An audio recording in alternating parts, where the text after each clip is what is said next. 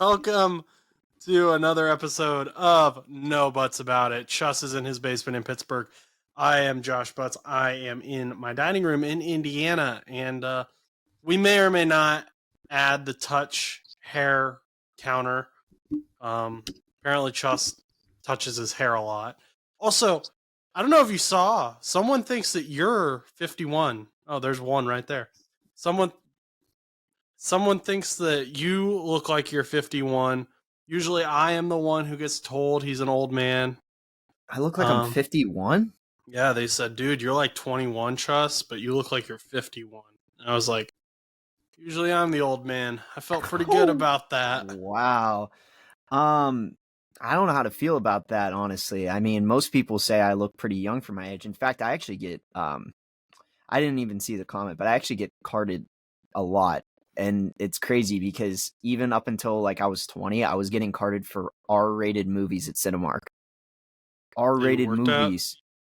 No, I didn't work at Cinemark, but I literally would walk into Cinemark and they'd be like, "Can I see ID?" I'm like, "Oh, I'm almost 21." They're like, "It's the curse of the baby face." And I'm like, I don't know what that means. What does that even mean? So the fact that you think I look 51 is insane because I don't think anybody has ever told me that. And I don't know if I should be flattered or upset or angry or content, but thanks, I guess. I can't. I've tried keeping count, and there's already 6. 6. Yeah, I counted 4, but 7, 8. But anyway, my hair's long, bro. What do you want me to do? We are reacting. You want me to put on a hat?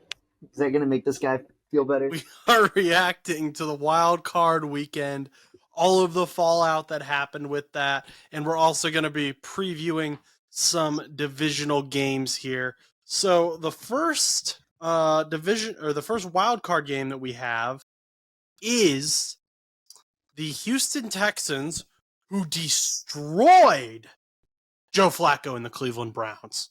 Joe Flacco threw 2 pick sixes. Didn't see that coming. Thought he was leading them to the promised land. Myles Garrett did nothing. He was not available. I don't know where he was. And Chus, you had something you wanted to say about that. Yeah, I mean, for me, I think it's really crazy that Myles Garrett is still considered the favorite to win Defensive Player of the Year. I mean, don't get me wrong, he's a very talented player, and I do think that he probably could have won Defensive Player of the Year a couple of years ago, just based on his stats and whatnot compared to other people's. But what are you laughing about? A couple of years ago. I mean, he could have. I mean, he definitely might have had maybe an argument, but I don't know. Are you saying with today's stats a couple of years ago, or no, maybe a couple years ago with his stats? Oh, like okay. Maybe, like not now. No, no. What do you got? You keep going. So I don't think necessarily that Myles Garrett should be Defensive Player of the Year. I mean, like obviously I don't have the stat for pressures because I know that comes into a giant form for the NFL where pressures are a huge thing. But for me, based on Myles Garrett's stats this season, which this is off NFL, over 16 games played, he's had 33 tackles, 42 combined, 26 solo tackles, 14 sacks. And I don't know. I mean, I feel like, you know, it's pretty decent, but I mean, I don't really see it as like that crazy numbers where you're like, oh my gosh, this guy needs to be Defensive Player of the Year. Like he is outright the favorite. I mean, I feel like if you want to compare him to, I have 4 other guys that I have tabbed up that probably have pretty comparable stats to Myles Garrett that, you know, one of them isn't even in the running for Defensive Player of the Year, which, you know, Josh is going to appreciate that. But, you know, like I said, it's nothing against Myles Garrett, but I mean, yes, they went, you know, 11-6 this year and their defense was really, really good, but I don't know if he should be the distinct favorite. I feel like it should be a lot more looked at because obviously, you know, all these players that I'm about to mention either got eliminated in the first round of the playoffs or didn't make playoffs at all. So, I mean, there's really no say to be like, oh yeah, well, Myles Garrett took his team to the NFC or the AFC Championship. Well, I mean, he got eliminated in the wild card just like the rest of them. So, first boy I'm going to mention is Micah Parsons, just because I feel like he is also a very strong candidate. He played 17 games. He had 36 tackles, which is 3 more than Myles Garrett, but obviously he has that extra game. We'll give him that. He has 64 combined totals, 28 solos, 14 sacks. So pretty close to Myles Garrett, I would say that. I mean, don't get me wrong. I mean, if you want to give it to Myles Garrett, I mean, obviously Micah Parsons should be probably in competition for that too. I mean, that's just my opinion. And All then right. you go ahead. Do you want the quarterback pressures? I have the quarterback pressures here. Yeah, give me Myles Garrett's quarterback pressures. So Myles Garrett has 37 quarterback pressures. He ranks 10th in the NFL. Micah Parsons is 6th in the NFL, and he has 43 quarterback pressures. Let's also keep in mind, Micah Parsons is a linebacker, so while he rushes the quarterback a lot, he is also in coverage a lot. So that's an important thing to remember. Which is still very impressive considering he ranks 6th. So that's Micah Parsons, and obviously already at that point, if you want to put in pressures, he has more than Myles Garrett. Yes, like I said, one more game played, because on this stat tracker it says 16. So obviously somewhere Myles Garrett was not playing. I don't follow Cleveland Browns football, so I can't tell you when it was, but I'm sure he obviously didn't play. Next up, we have your boy from Cincinnati, Trey Hendrickson. The reason I bring him up is because he actually almost beat out TJ Watt, who I'll bring up in a minute here, for sacks this year. Nobody's talking about him. He had 28 tackles. He had 43 combined. He had 25 solos and 17 and a half sacks, which I think is pretty dang good considering, I'm not going to knock on you guys at all, but I know your defense kind of struggled at points this season. So to have that competitive of a player, not be even in the conversation for defensive player of the year kind of upsets me, because I think Trey Hendrickson is a really good player. And I was actually kind of worried that he was going to pass TJ Watt for most sacks. And I think the fact that he's not even in the betting odds is really shocking to me. And then Max Crosby, another one, 17 games played. He had a total of 90 tackles, apparently, 55 solos, 35 assists, 14 and a half sacks, 2 forced fumbles, 1 fumble recovery. What? That's insane. And he has 50 pass rushes. He's second. That's unbelievable. And he's and his betting odd right now is plus 5,000. I get that the Raiders weren't good, but come on, sometimes you got to think a little bit bigger than just the team itself. Mm-hmm. Yes, I mean, I get that Myles Garrett led his team to the promised land of the 5th seed or whatever. I don't know. I mean, it's pretty exciting for Cleveland, but I mean, okay, Max Crosby was probably the highlight of Raiders football this season. I mean, there was a lot of dark moments in Raiders football this season, but hoping for positives, looking up for Las Vegas coming up here. But then you go in with TJ Watt as the last guy. Based on NFL, he has 40. Go ahead. Max Crosby, according to Pro Football Reference, only has 3 missed tackles, and his missed tackle percentage is 3.2%. That's unbelievable. Is one of the best in the NFL. To give you context, TJ Watt has 9 missed tackles and an 11.7% missed tackle percentage. Nick Bosa is 7%, so 3.2 is absolutely insane for Max Crosby. Yeah, but continue. And I was gonna say, I know sometimes they also consider who you're playing for, and if you're not making a big run, then it doesn't really matter. But I don't know. I think Max Crosby should still be up there, considering he's plus 5,000, and I mean, he kind of kept Vegas in some games. I'm not going to say every game because Vegas did struggle this year, but I do think that Max Crosby is a good player, and I do think that he should be considered a higher amount more than he is. And then obviously with the Steelers, I'm not even biased with this. I just wanted to compare it, but he has 48 tackles, TJ Watt, 68 combined, 39 solos, 19 sacks. So, I mean, if you're looking at all these other players, Myles Garrett should not be the outright favorite and should not be like negative 300 right now. I disagree with that 100% because there are 4 other guys that probably have pretty comparable stats, if not better stats in certain categories than Myles Garrett. And I get it. I get Myles Garrett took Cleveland or helped Cleveland. I can't say he took, but he helped Cleveland get to that wild card spot. But in fairness, so did TJ Watt. Micah Parsons did too. I mean, Trey Hendrickson pushed for that wild card spot up until the end, until the Bengals got eliminated in week 16 or 17 or whatever week it was. So obviously, like, all of these guys, I think, are really good candidates. Trey Hendrickson he's not even going to get looked at. But I mean, you still have like 4 other guys that they really need to consider, and I really just disagree with the Myles Garrett thing. I mean, if he wins it, great for him, but I personally think that this year's Defensive Player of the Year is really not very set in stone.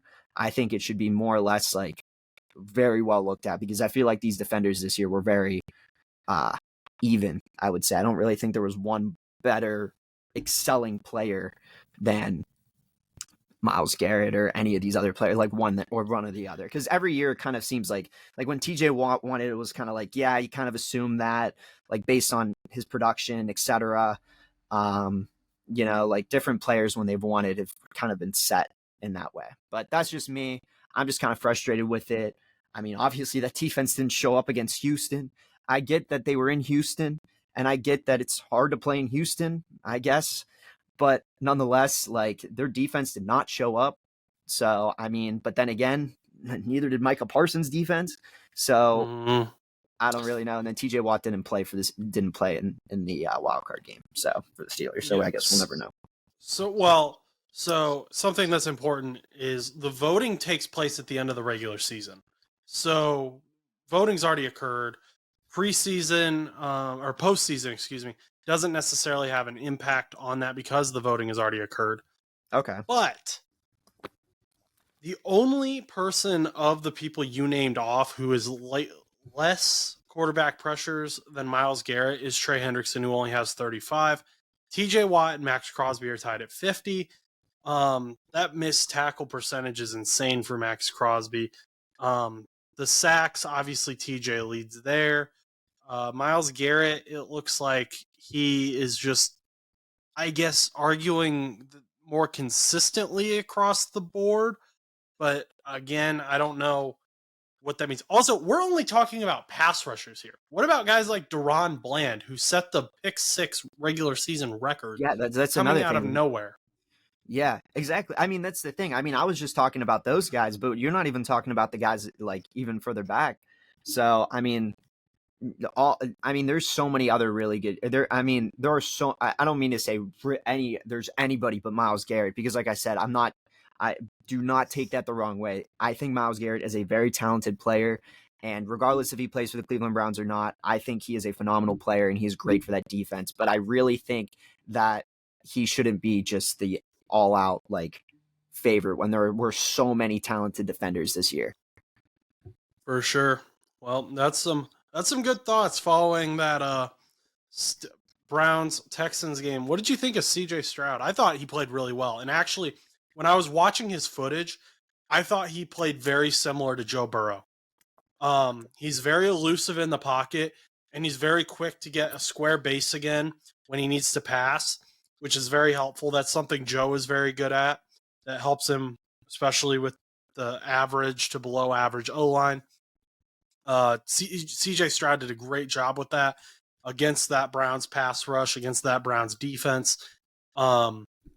And I think that really helped him. And that's why people are already talking about him as being one of the top 5 quarterbacks in the NFL as a rookie, which is absolutely insane. Yeah, I mean, excuse me. Sorry, my throat's a little scratchy over here. But yeah, with CJ Stroud, I mean, I'm not going to lie. I mean, if you guys go back and watch older episodes of No Buts About It, I was not initially high on CJ Stroud coming in. I just, based on trends, Ohio State quarterbacks never really pan up. And I was expecting CJ Stroud to not do very well, and I expected him to probably be average at best. And honestly, I'm very thankful he ate my words, or like He ate your words. Well, I ate my words. He made me eat my words. But I'm very thankful for that because he really is one of those quarterbacks that are so much fun to watch on my television. Like I kid you not, like he is a very exciting quarterback to watch, and I really am rooting for Houston right now. I really think it would be a lot of fun and what a Cinderella run type concept, whatever you want to call it, if CJ Stroud wins the Lombardi Trophy in his rookie season. Like that would just be unbelievable. And yeah, I think he looked great. He played well. I'm looking forward to seeing what he does against who do they play? They play Ravens. The Ravens. Okay, because I'm getting screwed up with NFC because it wasn't it because the Packers have to go to San Fran, so that was kind of Texans are screwing me up. AFC. Yeah, I know, but because of them, it was screwing me up because I didn't realize that 2, 3, and 4 won. Okay. So because 2, 3, and 4 won. Over in the NFC, it was 7, 3, and 4. Yeah, it was 4. It was 4. So Tampa Bay. So I got a little confused because Green Bay threw me off. But nonetheless, I'm excited to see what Houston does. I truly think Houston could give Baltimore a run for their money. I'm not saying that they'll win, but I mean, I really think that Houston's going to pull out all the stops because they have that coaching room, the offense, the team. They have nothing to lose at this point. They literally have nothing to lose because, I mean, because in respect to, it's not like the coach is on the hot seat. It's his first year. No. CJ Stroud isn't on the hot seat. It's his rookie year. All these players are young. Nobody's getting fired. Nobody's going to get let go.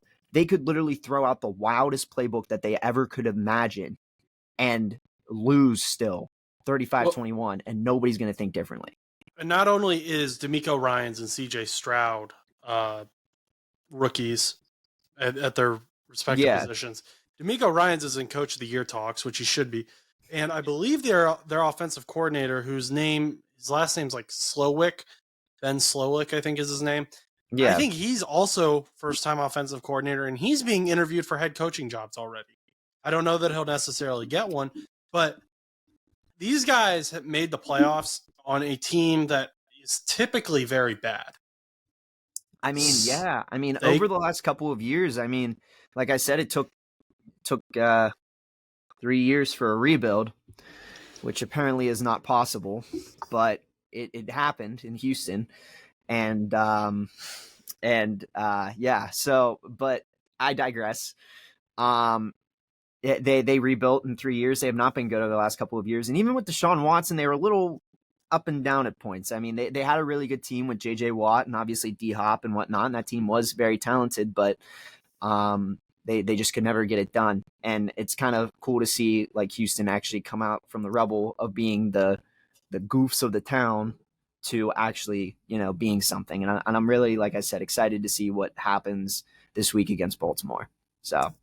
All right. Next game, Dolphins versus Chiefs. The Dolphins went into the very cold Arrowhead Stadium. 15 people were taken to the hospital for hypothermia. Hope they're okay.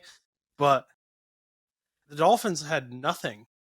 Why, real quick, why did the NFL not postpone that game, but they postponed the Steelers game? Like, I get that game was, or they postponed the Steelers game with the Bills because of the snow and stuff, and it was really cold and stuff. But, like, people were literally, like, taken to the hospital for hypothermia, bro. Like, that's insane. Yeah, but New York was under a state of emergency. Okay, that was the governor. Yeah, I mean, I just find that really wild. I don't think they wanted 800,000, however many, maybe 80,000. 800,000 is a lot. 80,000 drunk Bills fans on the road in a snowstorm. If emergency personnel needed to get through. Bills Mafia. just a thought. But going back to the Chiefs game, I mean, that game was crap. That was what we expected. I did not understand the Dolphins play calling at all. They couldn't really get a run game started. The one time they got Tyreek the ball, he scored, and then they were just like, No, they abandoned that. Isaiah Pacheco was out there being a tornado, like I said he would be. That dude's a monster. I love watching him run. Rashee Rice had a good game as well. He was playing very well. He's someone who I think Chiefs fans should be very excited about. Other than that, not a lot to talk about. I mean, you can throw around the is Tua good? Should they extend him? Should they not? All that stuff. And we can talk about that later in the offseason, but I think right now, if we're just going to talk about the game, Tua did what you expected Tua to do. He had never played in a game below 30 degrees. Born in Hawaii, went to college at Alabama, and got drafted to Miami. Not All very warm many weather. Yeah, not very cold.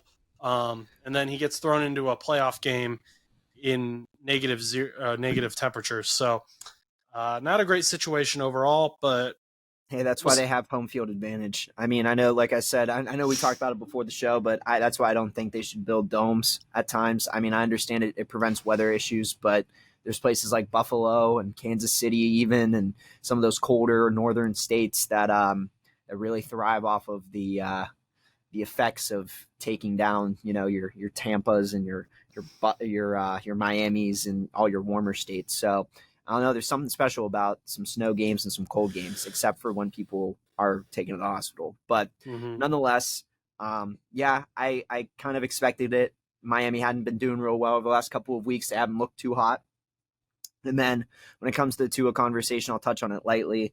Just kind of consider the idea that Tua does have a good team, and maybe he's a fraud or whatever you want to believe, but I mean, he still won games and he's still produced well this season.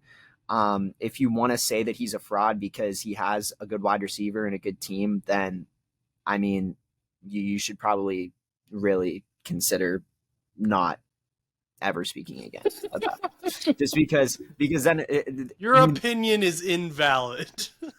I just don't agree with it, because then at that point you could say that Brock Purdy is technically mooching off of his team because he has Christian McCaffrey and only throws screens. So it's people do say that.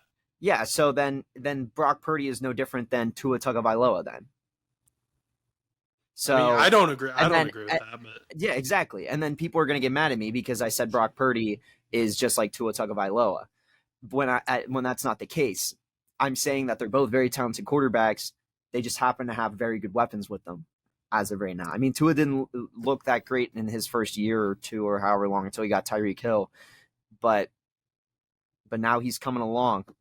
I mean, we'll see. And Mike McDaniel. Mike McDaniel was a big Mike McDaniel. Yeah, he also helped a lot too. So I mean, that's a tough conversation that I don't think we need to have until off season.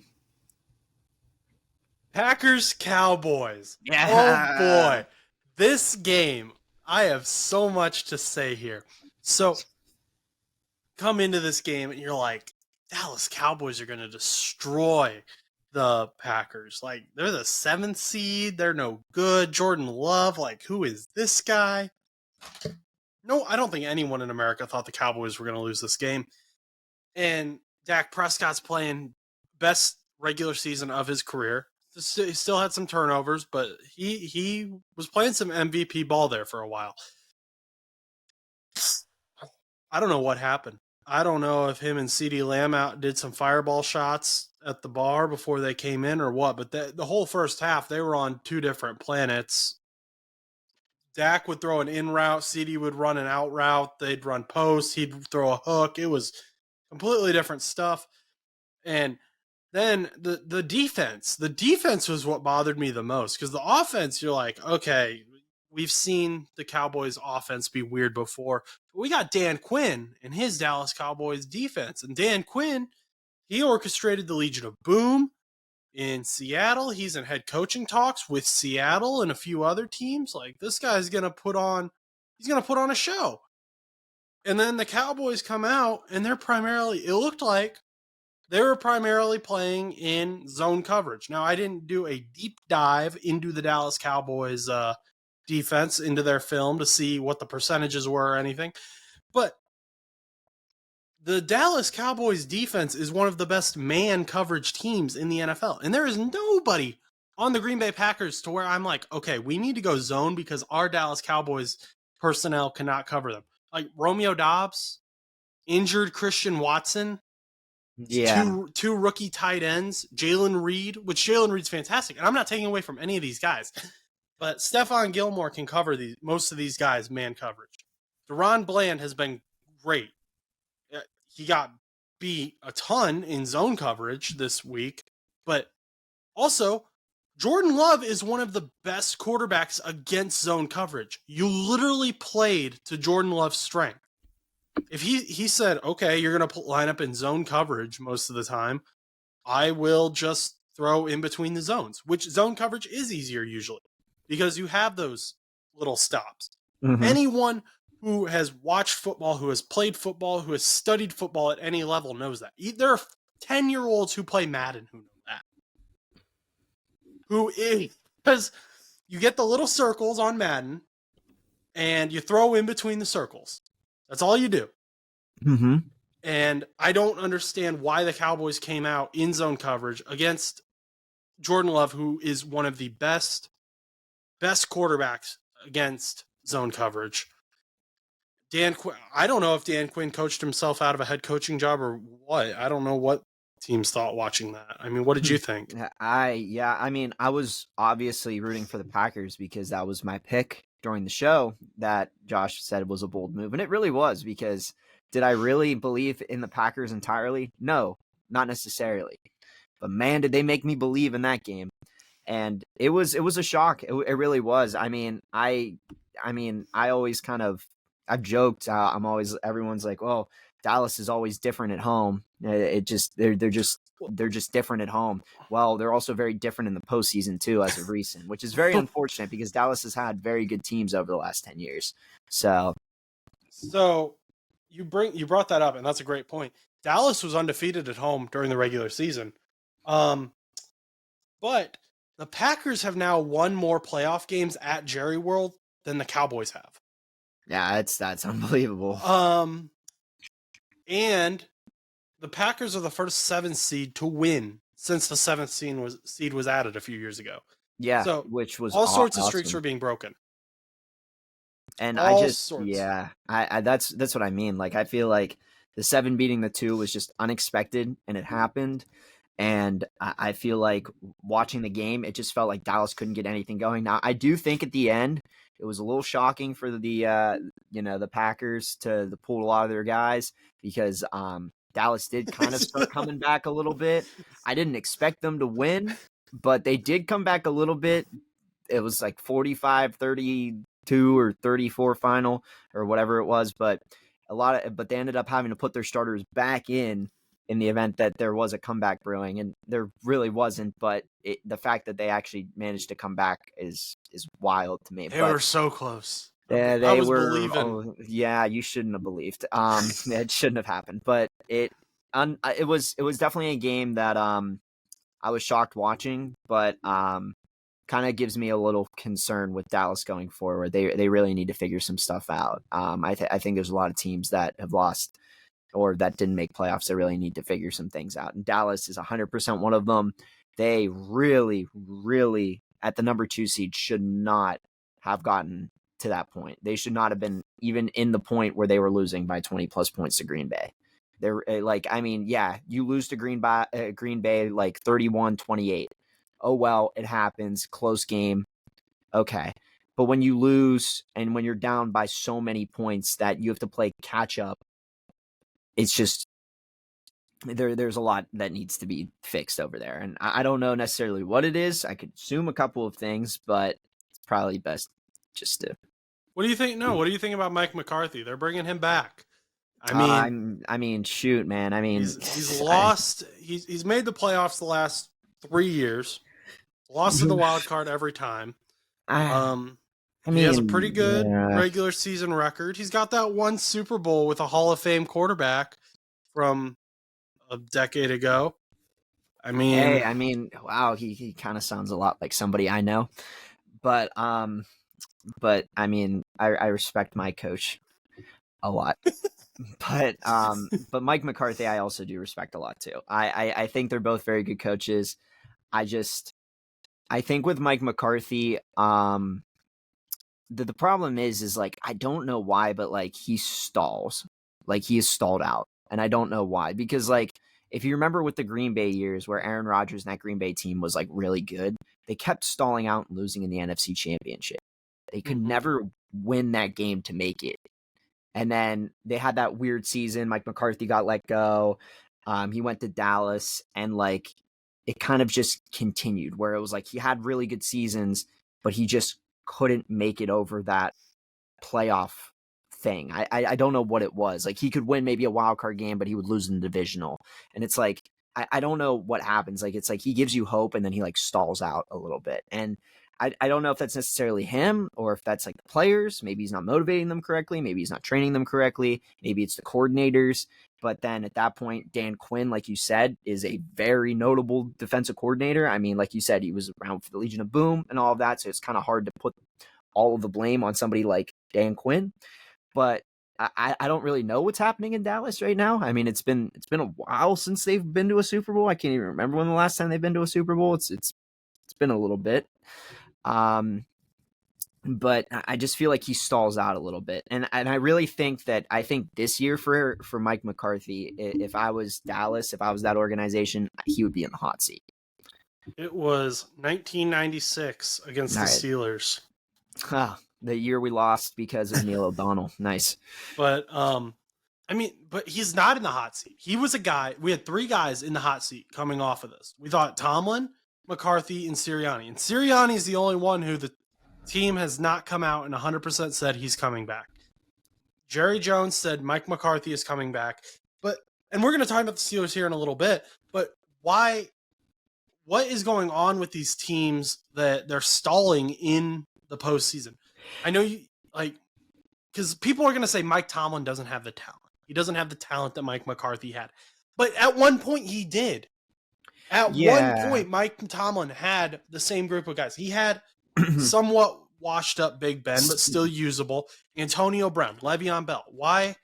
We're going back to 2016 here with the Steelers. Why are you not getting these postseason wins? Why aren't the Cowboys getting these postseason wins? What is going on?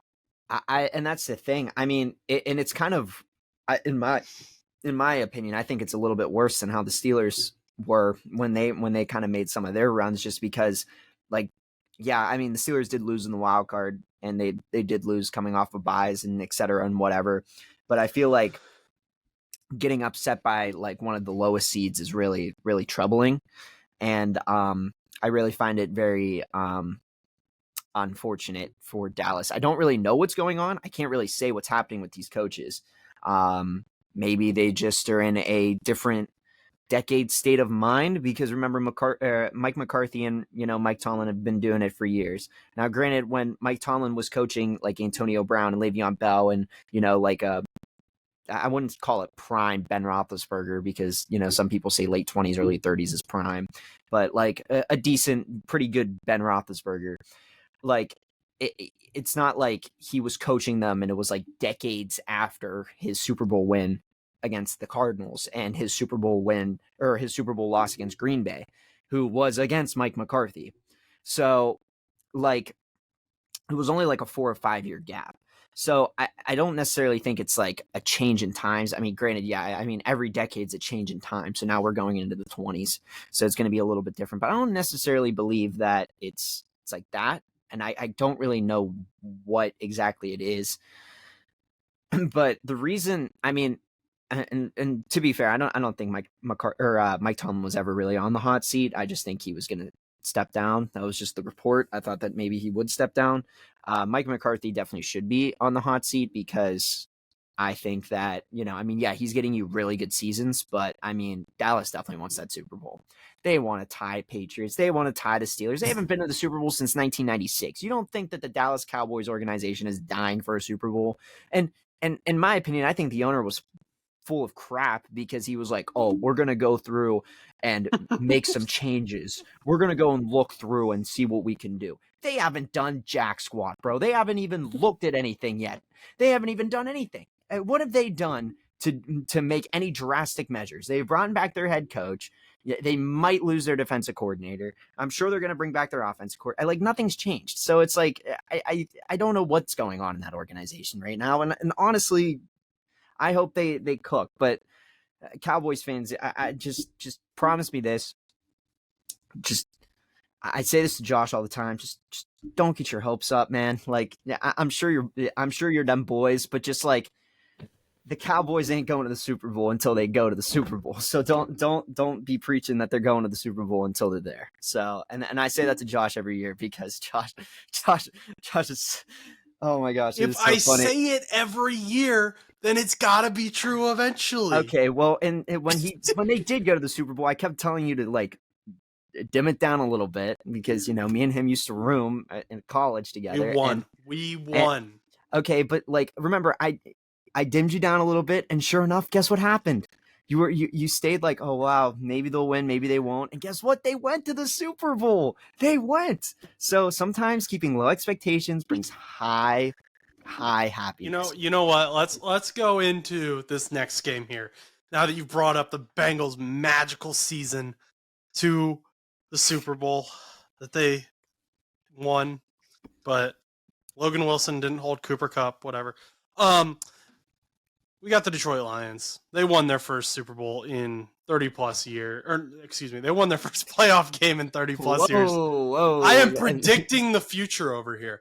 They won their first playoff game in 30 plus years. So you're telling me that they're going to win the Super Bowl this year and then they're going to win it again in 2054. Yes. That is interesting. The plan. Okay. Interesting. Cool script. But I was so happy for Lions fans. I like Matthew Stafford as much as I hated him a few years ago. But like generally I like Matthew Stafford. I like a lot of the guys on the Rams. But I just watching the Lions win that game, watching Dan Campbell get them to a place where they haven't been in so long. And we're talking like Barry Sanders, Megatron, all the Hall of Famers. Barry Sanders got close, Megatron got close, but no one did it. I don't think Barry Sanders was on that playoff team. And Dan Campbell did it after he got a lot of trash talk when he first became head coach. They were like, this dude is weird. He's talking about biting kneecaps. This is not a good head coach. He's nuts. And then they didn't perform well, but they were motivated. And then the next season they performed a little bit better. And then they performed a little bit better. Now they're here. And it's a magical thing to watch a team that has not had success to this degree get excited about it. I mean, I was watching, Dion had a live stream going and I hopped in there on this account. He had his hair dyed blue. He had his face painted. He was sitting there just like doing play-by-plays for the people on YouTube. He was so excited. It was so fun to watch. It was so fun to talk to some of the Lions fans. And Lions fans, I love you. I love you, Lions fans. I have nothing against the Detroit Lions. You are one of my favorite franchises. I love Dan Campbell. I love Jared Goff. I really wanted Jahmyr Gibbs. Sam Laporta is a beast. Brian Branch is another great guy. Aiden Hutchinson. And I told Dion, I said, if the Ravens go to the Super Bowl and if the Lions go to the Super Bowl and the Lions beat the Ravens in the Super Bowl, I will buy a Lions jersey because wow. I need that.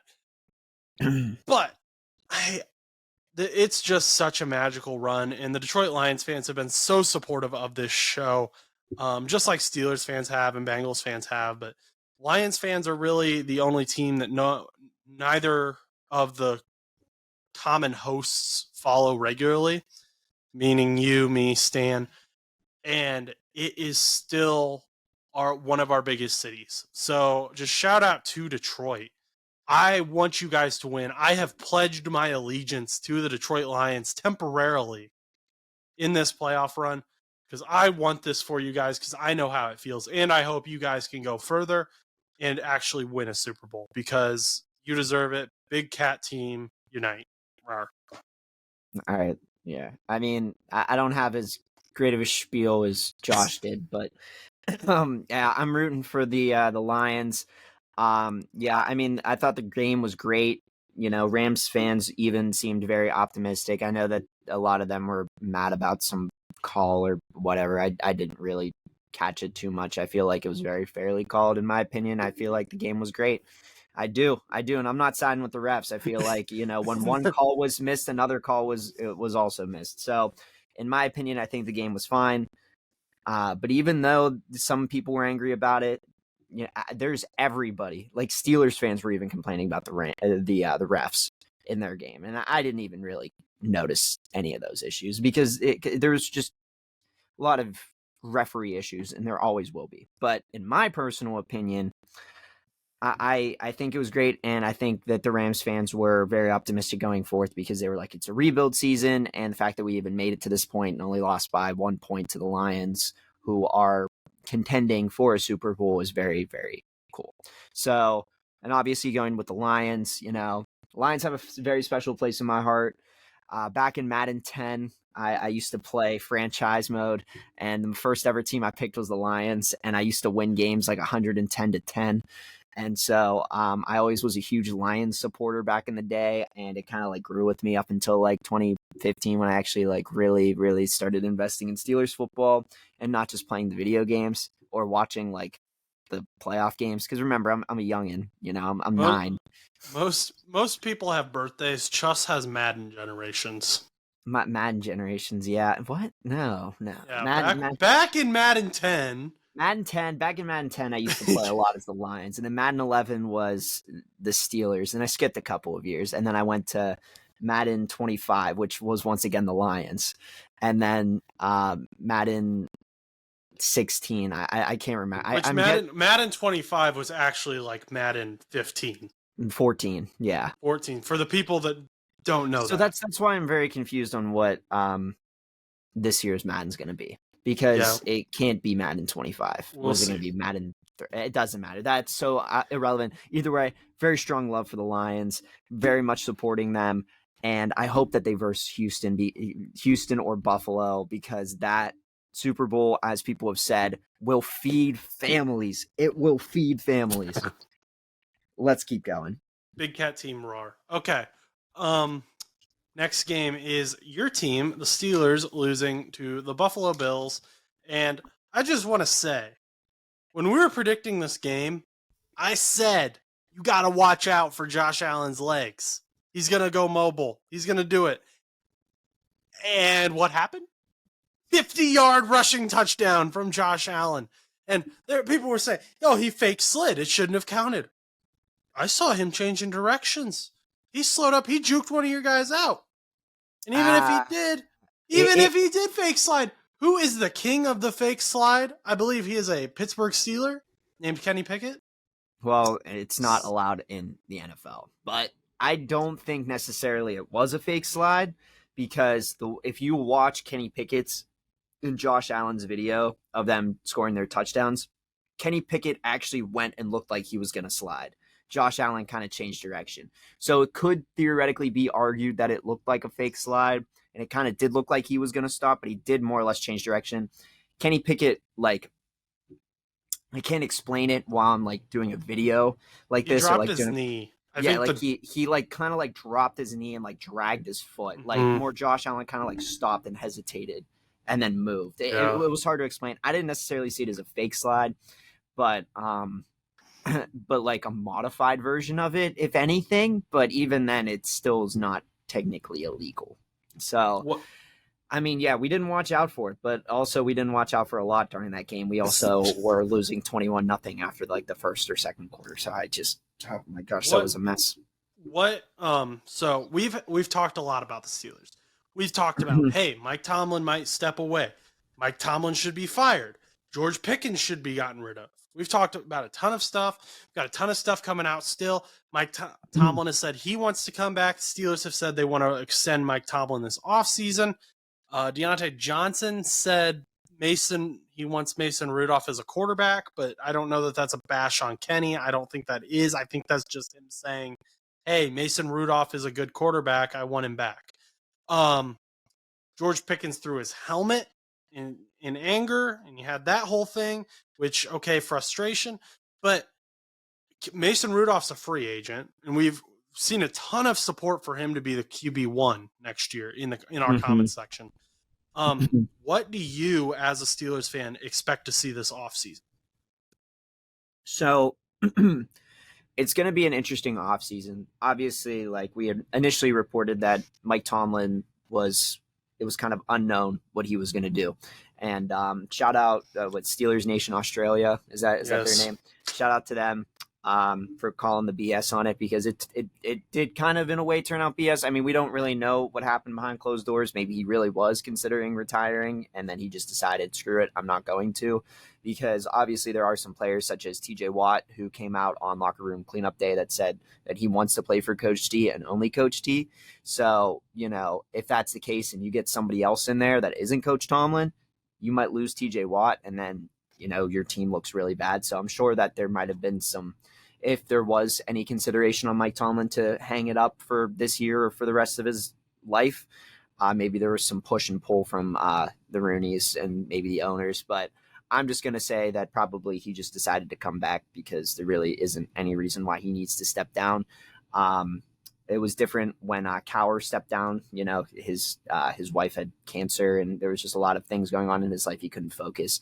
And I feel like that's very different than what Mike Tomlin is dealing with. I mean, he's really thankfully not dealing with anything like that. But nonetheless, when it comes to the Steelers this offseason, I don't think they're going to get rid of Pickens. I don't think they need to. I really think Pickens has shown his true form, and I really think that's what we really needed from him. And they weren't passing him the ball, and I think all they needed to do was pass him the ball, and I think that's where the frustration came from, because he did end up having like back-to-back 100-yard receiving games, which came in clutch for my fantasy football championship. I went and won the ship. I actually beat Josh, and then I beat another buddy of mine named Logan. Rip to Logan. But he's not dead, but I beat him in the championship. So, but nonetheless, I think throwing the ball to George Pickens was huge. And I think it helped in like a lot of cases because kind of really got that offense moving.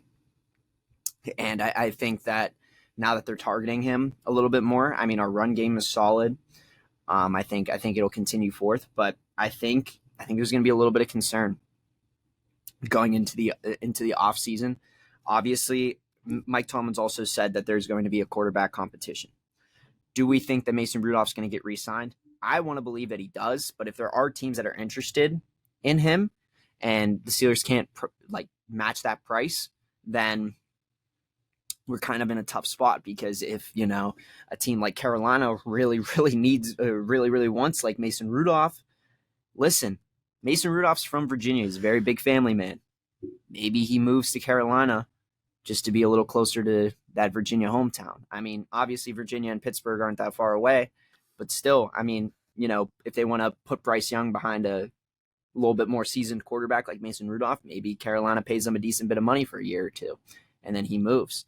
I mean, I can't see Mason Rudolph moving out west to Seattle or anything like that, because he's very, very firm in being with his family and being close and all that stuff. And plus, he said that he wants to play for Pittsburgh and he wants to be here. But in the end, it's really not up to him.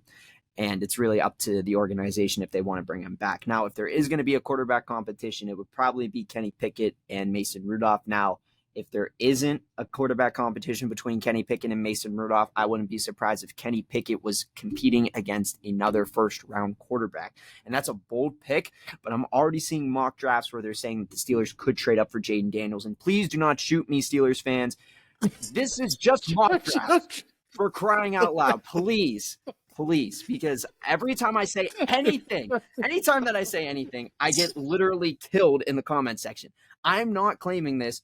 But if we were to trade up for a quarterback, or if we were to draft a quarterback, it would probably be in the first round and compete with Kenny, because I don't really see us going out and getting like a Gardner Minshew, and having Gardner Minshew compete with Kenny Pickett, because there's no reason for that. Gardner Minshew's not going to be the franchise. But why would you draft a quarterback in the first round and then not start them? They didn't, and there's plenty of quarterbacks that got drafted in the first round that didn't start. Yeah, but I mean, I just feel like it's not like you have a franchise guy, though. You know what I mean? For the Steelers? Yeah. I mean, Kenny isn't a franchise guy. I just feel like if you're going to spend a draft pick on someone in the first round, on a quarterback, I think they're starting, or especially a guy like Jaden Daniels, who's probably going in the top 10. That's what I mean. Like, I don't think that they should go after somebody like that. Personally, in my honest opinion, I do think they should re-sign Mason Rudolph, and I don't see why they shouldn't. But I mean, that'll be up to them in the offseason to decide if they want to extend him. But if they choose not to, then that'll be a whole different discussion. But I think you re-sign Mason Rudolph, and then obviously you're going to let Mitchell Trubisky go because he is not good.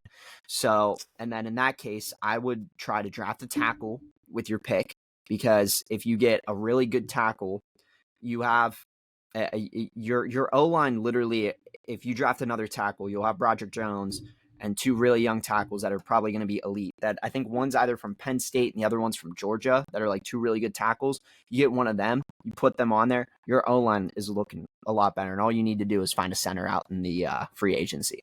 So what about that fence is what? Russell Wilson. No, I don't want Russell Wilson. I'm going to start that conversation. No, I don't want Russell Wilson. I feel like it's a waste of money. He's going to want way too much money, and I don't think it's really going to do anything for us. Maybe we win games. Yeah, that would be really cool. Maybe he makes a Linsanity run at the age that he is at after having some not so awesome years in Denver. I mean, this year I will say was a lot better, but the year before, we were trying to figure out if he was going to score more touchdowns than the bathrooms in his house. So I mean, he's come a long way, but no, I wouldn't personally want Russell Wilson. Well, and Sean Payton has now said he hasn't really made a decision. He doesn't really know. They might. He's. Well, they should probably figure that out because. Yeah, they probably should. I think Russell Wilson's gone. I think he's pretty mad. But Sean Payton tried to walk back everything that happened. And I've seen Steelers as a possible destination for him, but you don't want him, and that is fine. Yeah, I just don't think that. I think he's a good. I think he could be a good fit, but I don't think it's going to be here. I don't think it should be here. Let's head east a little bit to talk about a different Pennsylvania team, Philadelphia Eagles. Collapsed against the Tampa Bay Buccaneers. And a fun fact, I just like throwing this around. Baker Mayfield won a playoff game for the Browns, then went to three other teams, forgot about the Rams. 3 other teams, made it to the Buccaneers, won a playoff game for them, all before Deshaun Watson did anything of note for the Cleveland Browns. Yeah. So just want to throw that out there. Hey, Cleveland, maybe you should have kept your number 1 overall pick and not blamed him when he was playing half broken. So that's all I'm going to say on that. But Baker Mayfield won a playoff game against all odds. I picked the Buccaneers to win, and my reasoning was this. The Eagles' defense has been awful. They cannot tackle. And if there was any evidence of that, it was this wild card game. I mean, Sean Desai is the defensive coordinator first year. Jonathan Gannon was the coordinator last year. He's now with the Arizona Cardinals. Shane Steichen was the offensive coordinator. He's now the head coach of the Colts. Now we're looking, is Nick Sirianni going to get fired? We don't know. I mean, I thought he was going to get fired in his meeting yesterday, but the only thing that came out of that was the owner wants Nick Sirianni to bring a plan to him. And if he likes the plan, then it sounds like Sirianni will stay. But a lot of Eagles fans on Twitter, on X, were getting pretty mad. They're like, no, get this guy out of here. This is a guy who just took them to the Super Bowl a year ago. Jalen Hurts doesn't necessarily sound super excited about Nick Sirianni. Offense is just boring to watch, which sucks when you have all these playmakers like Jalen Hurts, A.J. Brown, Devontae Smith, DeAndre Swift. You'd think you could do some creative stuff here, but the Eagles' offense is just so boring. And the offensive coordinator, Brian Johnson, has got to fix something, or they got to bring in a new offensive coordinator, some creativity, because can't be doing this. I think the Eagles' collapse is definitely to blame on Sirianni to some extent because he's in charge of the coordinators. Mm-hmm. And I don't know how you can lose. You can start out 10-1, run away first seed, fall out of that, become the 5th seed, I think, in the Yeah, NFL. Yeah. I think because they went to Tampa, so they were the fifth Yeah. seeds. Yeah. 5th seed. You lose your home field advantage, lose your bye, and you're just going to look past that. And all of your guys, all of your main dudes in the trenches are getting older, or they're going to be free agents. We got Jason Kelsey might be retiring. He said it was reported that he was retiring, so I posted that, and then he said on New Heights, I'm being emotional. I was too emotional to make that decision. We'll see. So we'll see what Jason Kelsey does. Fletcher Cox is a free agent. Lane Johnson's getting older. I mean, you cannot be wasting these guys' careers. Yeah, I don't know what is going on in Philadelphia, but I would not be shocked. Originally, I would have been surprised if Nick Sirianni was fired, but now it's like this guy is in charge of these coordinators, and they're not doing anything. It's terrible football to watch. It was painful. yeah. I mean, it was not a good game. I mean, obviously for Tampa fans, it looked good, and for all the Eagles haters out there, and probably like coping Cowboys fans. But I'm sure that if Sirianni was to get fired, I'm sure he would get picked up by another team. However, I do think he has a little bit of like a weird like attitude problem in a way. I don't know if you've noticed that, but like I think it was like after the Chiefs game, like he was like yelling in the tunnel about something, and then there was like during another game, it might have been against Buffalo or something. I don't know. It was definitely not Buffalo, but it was against somebody else, and he was like going like this.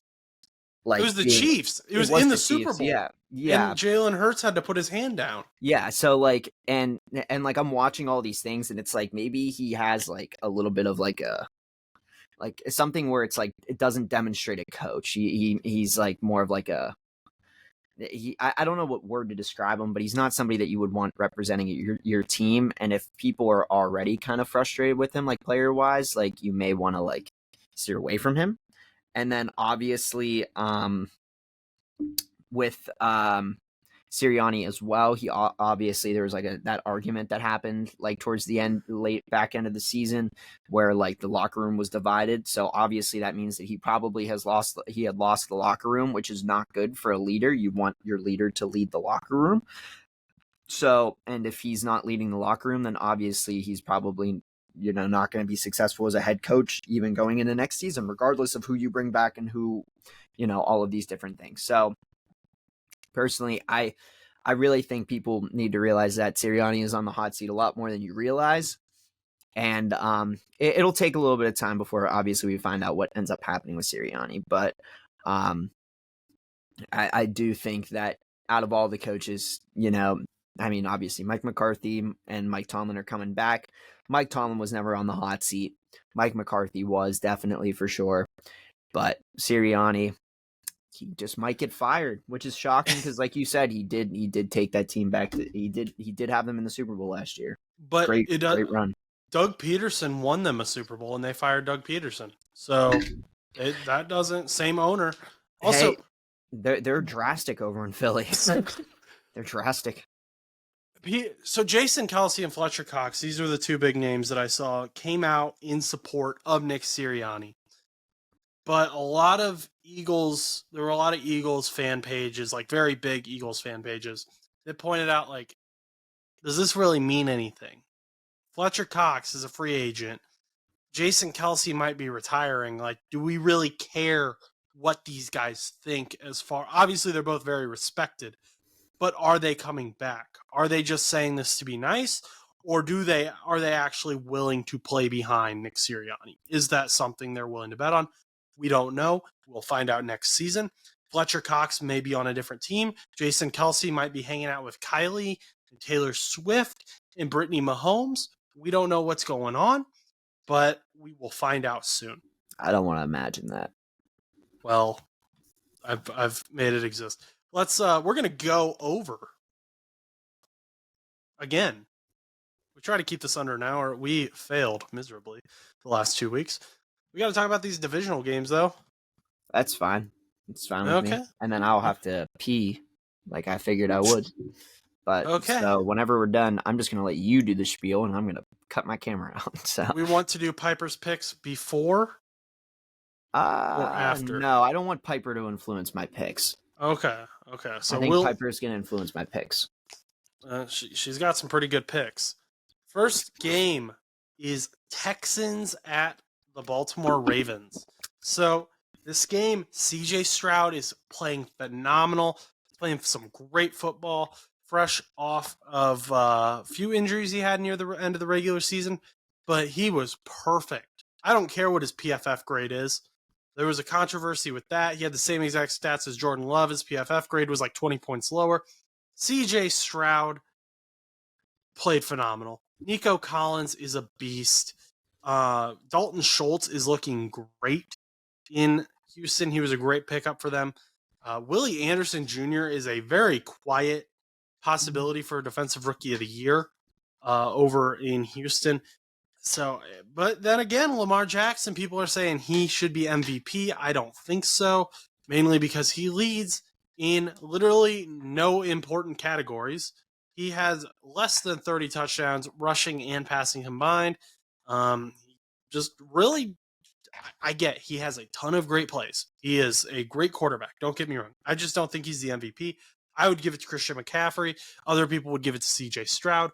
We will see what happens. I don't think they'll give it to Christian McCaffrey because he's a running back, and that would be stupid of the NFL to do that for reasons that I'm working on a video in a few weeks that'll come out about that, and you will find out. So a little tease to that. But I think, well, I promised a long time ago I would never bet the Baltimore Ravens after what they did. So I'm going with the Houston Texans. CJ Stroud and the boys get the upset. You know what? I have to agree. I mean, a lot of people are saying that, a lot of people in Baltimore, just people in general, have said, I think it was September 10th, so I don't know if that was week 1 or week 2 or whatever. The Ravens went in and beat the Texans 25-9. And everyone said, that's going to be what it's going to be like when you play Baltimore again, Houston, is you're going to lose. And you're not going to even come close. And the problem is this team is very different than it was in September. This team is so much different, and this team has a lot of passion, and CJ Stroud is going to fight to the end.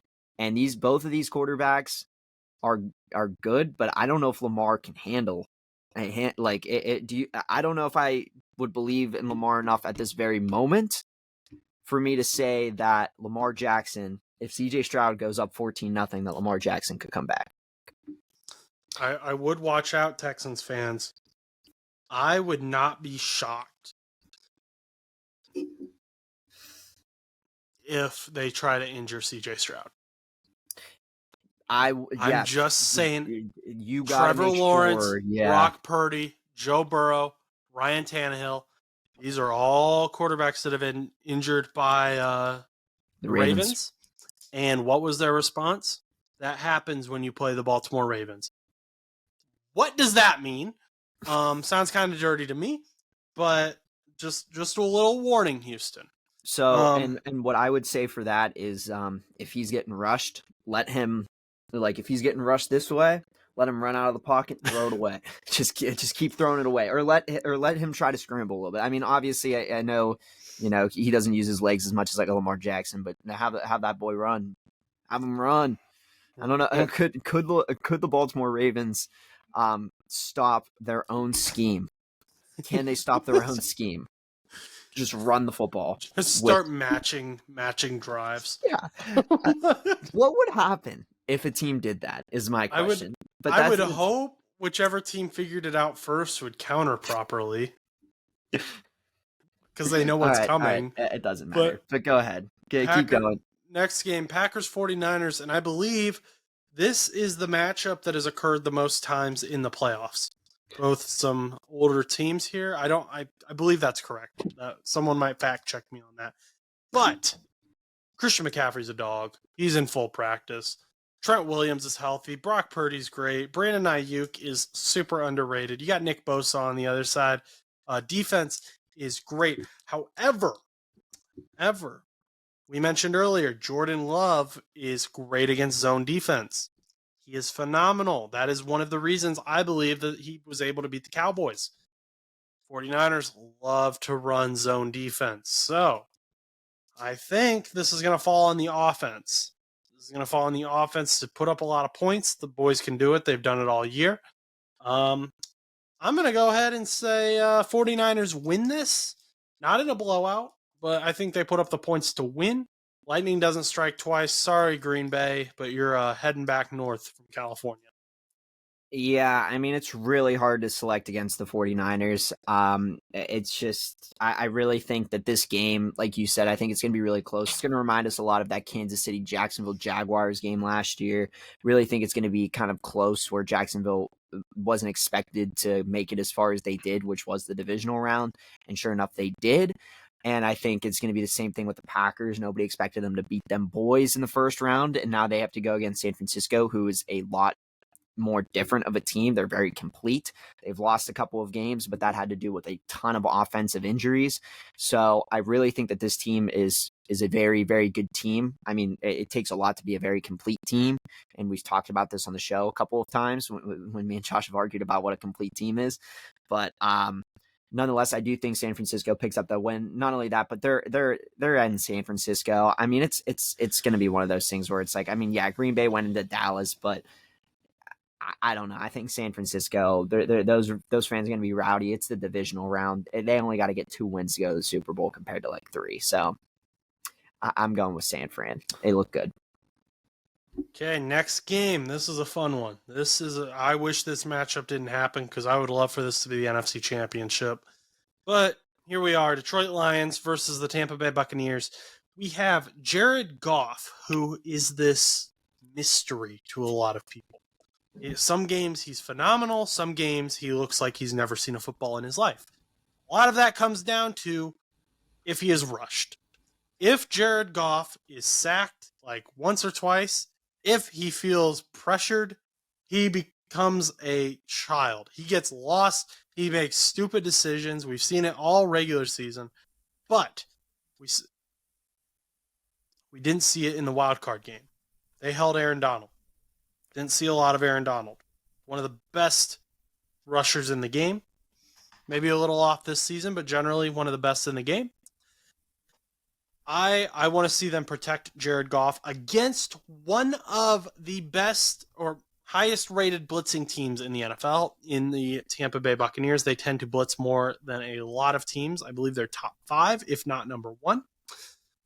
Also, the Tampa Bay Buccaneers are the worst rushing team in the NFL.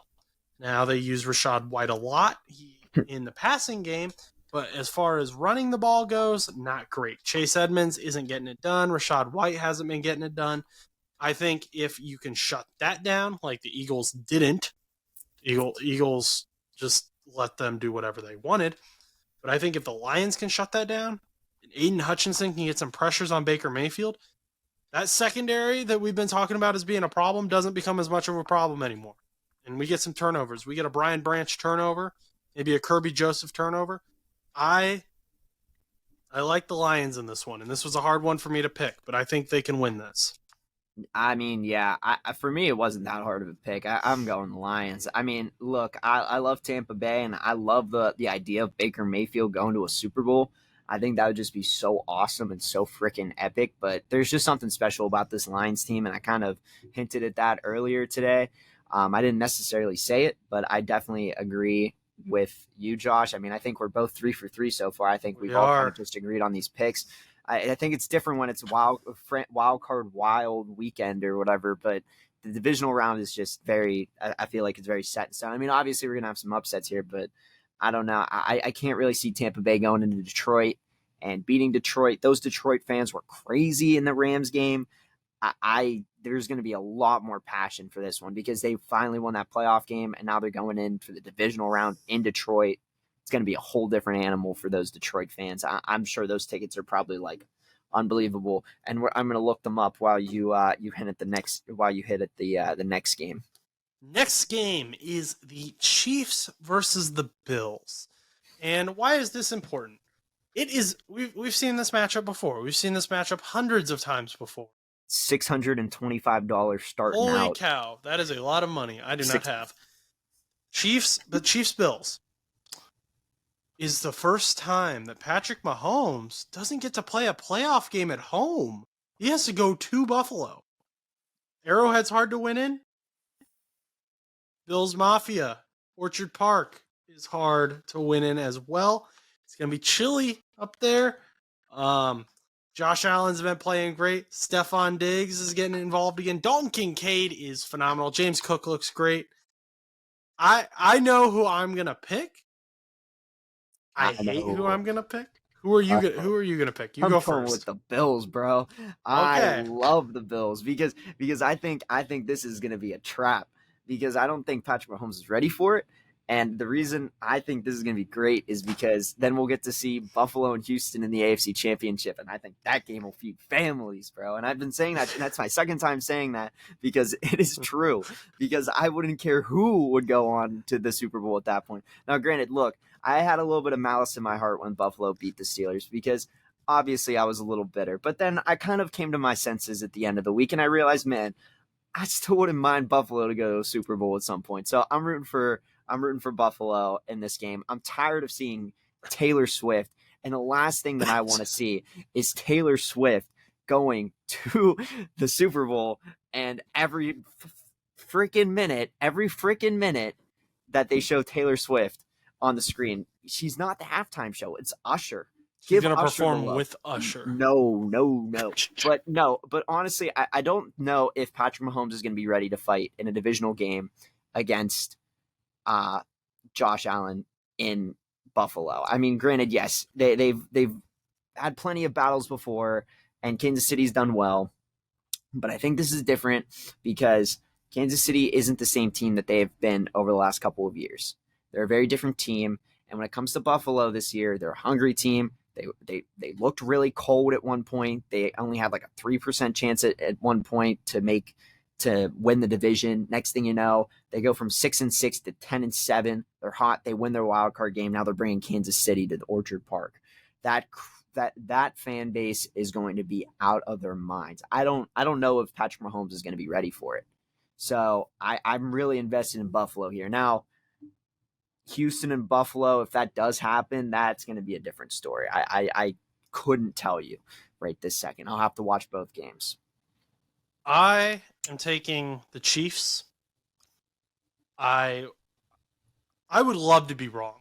Like, let me just say, I would love for the Bills to win this game. I would love for the Chiefs to lose. The reason I'm picking the Chiefs is I was like, you know what we've seen a lot of in Chiefs games? Random BS occur, and Chiefs fans are gonna say, well, what about Kadarius Toney?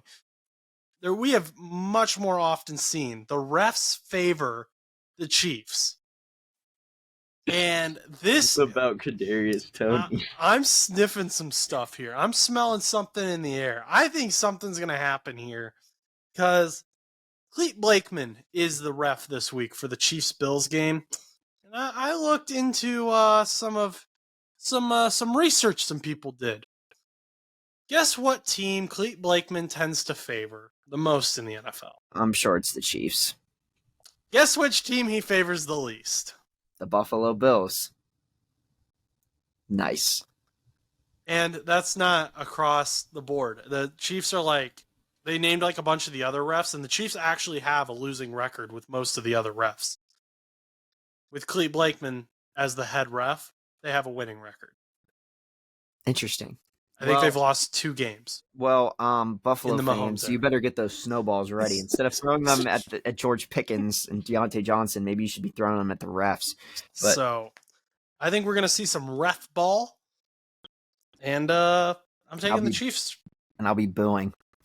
Boo, boo. And then if they do win, I'll wear my Chiefs hoodie because I still have my adult small Chiefs hoodie that my boy Connor gave to me, who was on the show at one point while Josh was. Oh, nice. I actually did not watch this yet, so this is going to be very interesting for me. I know you emailed it to me to post on the TikTok, which I did post our first ever Piper's Picks on the TikTok, so do go check that out. And if not, well, go check this one out when it comes out, probably tomorrow afternoon. Here is the second ever Piper's Picks. As you can see, she is very smart.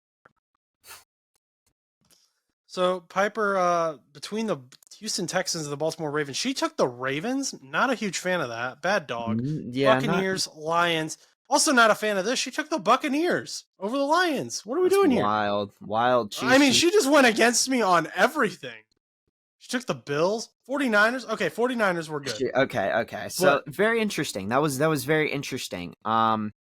So yeah, Tampa Bay. That's wild. She's expecting quite a few upsets. I mean, maybe there will be. Maybe she knows a lot more than we know. But I mean, doesn't she have the losing record right now? Aren't me and you tied for first right now? No, I'm a game ahead of you. Let's go to you're the five record. You're 5-1. Yeah. Yeah, that Buccaneers game clutched up for me. I am 5-1. Chus is 4-2, and Piper is 3-3, which I will say is a pretty good record for her first time and being a dog. That is fair. That is very fair. So, but yeah, I mean, we'll see. Maybe Piper makes that impressive comeback with those picks, but only time will tell because, this weekend's coming up.